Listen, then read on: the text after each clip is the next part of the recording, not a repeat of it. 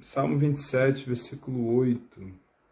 A teu respeito diz o meu coração, busque a minha face.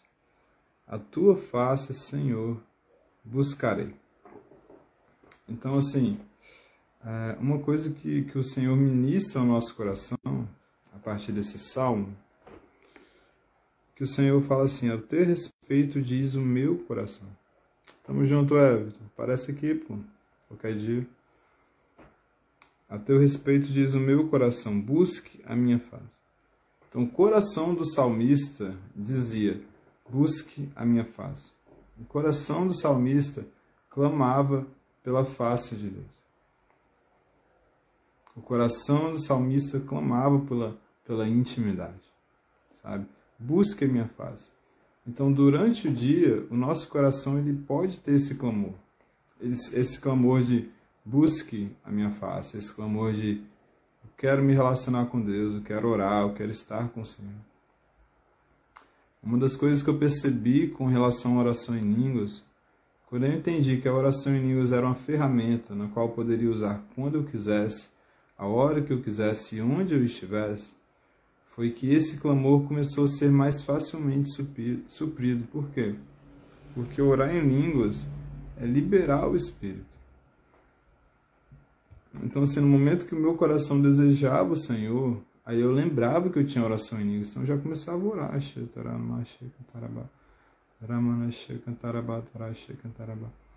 Então, assim, o meu coração desejava o Senhor, Kalili, beleza? E ali eu encontrava na oração em línguas uma forma de expressar a minha intimidade, sabe? Expressar o meu desejo de estar profundamente conectado com o Senhor.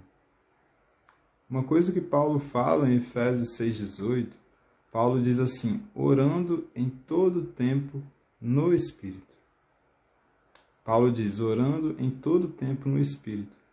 Aí muitas vezes nós ouvimos isso, né? Nós lemos isso, nós pensamos assim, Paulo estava o tempo todo orando com a mente, né? Assim, mais ou menos assim, durante o dia ele pensava, né? Senhor, abençoa fulano, Senhor, cuida disso, Senhor, eu entrego isso. A gente tem a ideia de que orar no Espírito é orar com a mente. Mas, na verdade, orar no Espírito não é orar com a mente. Isso se chama oração mental. Tá? Orar no Espírito é orar em línguas. Tá bom? Por quê?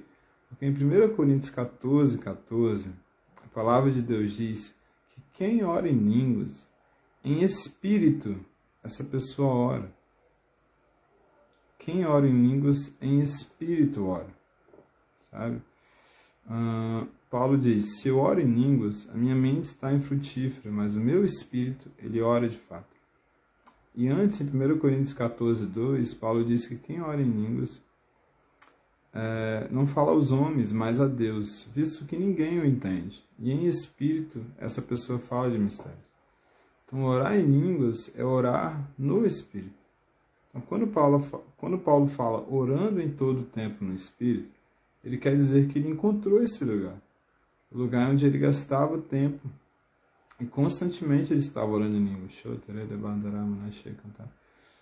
Já chegou vezes assim de eu conseguir orar 8, de eu conseguir orar 10 horas, mas eu não entrava no meu quarto, sabe? Não necessariamente eu estava dentro do meu quarto, mas eu consegui naquele dia orar 8 horas em línguas, orar 10 horas em línguas e liberar, sabe? Liberar um entendimento das coisas de Deus para minha vida, liberar um entendimento da palavra, liberar um entendimento revelado das coisas de Deus, liberar a intimidade, liberar o conselho de Deus no meu espírito. Porque existem circunstâncias na nossa vida que nós vamos precisar do conselho de Deus, sabe? O conselho de Deus é mais ou menos assim. Vamos supor que você esteja precisando de uma bênção financeira na sua vida e você não sabe como alcançar aquela bênção. Você precisa de um conselho de Deus de como chegar naquele nível financeiro. O Senhor te dá um conselho. O Senhor fala assim, olha, oferta R$200 para aquela pessoa que está precisando. Ou o Senhor fala com você, olha, Pega todo o dinheiro que você tem e investe nisso. Ou o Senhor fala com você, olha, passa no cartão ali uma compra para aquela pessoa que está precisando. Mas aí você pensa assim, Senhor, esse é o conselho que você está me dando para me tirar dessa situação financeira? O Senhor fala, sim. Aí você pergunta, por quê? O Senhor fala com você, porque quando você abençoa uma pessoa, quando você semeia, quando você oferta, você abre a porta que eu preciso para eu poder te abençoar. Então Deus tem uma bênção ali para dar para a gente, bênçãos financeiras, sabe? Prosperidade. E quando nós semeamos, nós ofertamos, nós abrimos essa porta que Deus precisa para ofertar. Então assim, muitas vezes no nosso dia a dia, Deus traz oportunidades para que nós possamos suprir outras pessoas. Enquanto nós suprimos outras pessoas, o Senhor também supre as nossas necessidades. E outro tipo de conselho que Deus pode te dar. Vamos supor que você esteja precisando vencer uma situação na carne, né? Então assim, você tem alguns problemas com a carne, está muito difícil vencer. Luísa, está muito difícil você vencer aqueles problemas com a carne. Aí o Senhor fala com você assim, filho, se você jejuar, eu vou poder te ajudar a vencer essas coisas. Aí você pensa, nossa Senhor, jejuar? Por que jejuar? Parar de comer, sabe? Às vezes não faz muito sentido as coisas que Deus fala com a gente. Então, como assim parar de comer? Como assim jejuar? Como isso pode fazer bem para mim? Então, porque quando a gente jejua, a gente está abrindo mão das nossas vontades. Nós estamos aprendendo a controlá-las. Nós estamos tomando as rédeas da nossa vida. Nós estamos tomando as rédeas da nossa vida, das nossas escolhas. Bom, então o Senhor fala para você jejuar. Ali você jejua um dia, jejua 2, jejua 3, 4, 5. E você percebe que uma cadeia é quebrada no mundo do Espírito. E cadeias são quebradas. E você consegue ali obter o entendimento que você precisa, obter a força que você precisa para vencer aquele pecado. Sabe? E vamos supor que você, sabe, tem vários conselhos que você pode receber.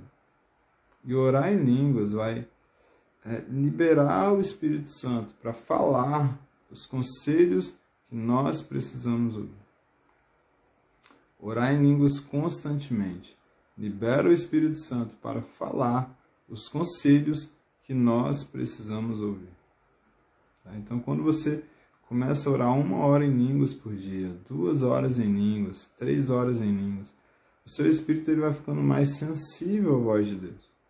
E Deus pode falar, pode se comunicar com você e derramar o entendimento que ele precisa derramar.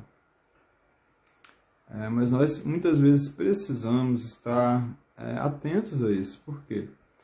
Porque se nós, quando nós muitas vezes ouvimos a voz de Deus, quando nós ouvimos o Espírito Santo falar conosco, na nossa língua, português, muitas vezes aquilo vai ser estranho para a gente.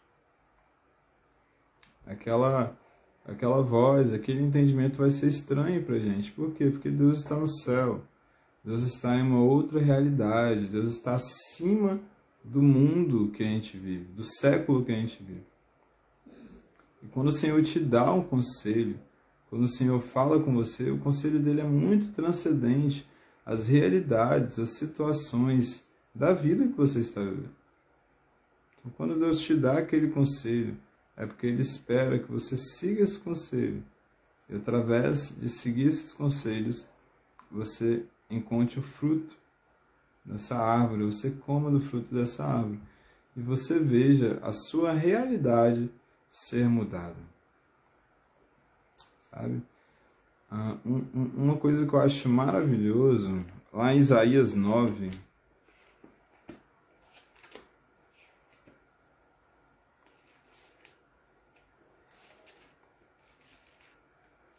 Isaías 9,